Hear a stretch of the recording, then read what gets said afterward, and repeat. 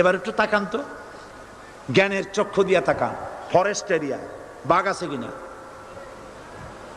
নাই। সিংহ আছে কিনা? গন্ডার আছে কিনা? হাতি আছে কিনা? বিশাল বিশাল প্রাণী আছে কিনা?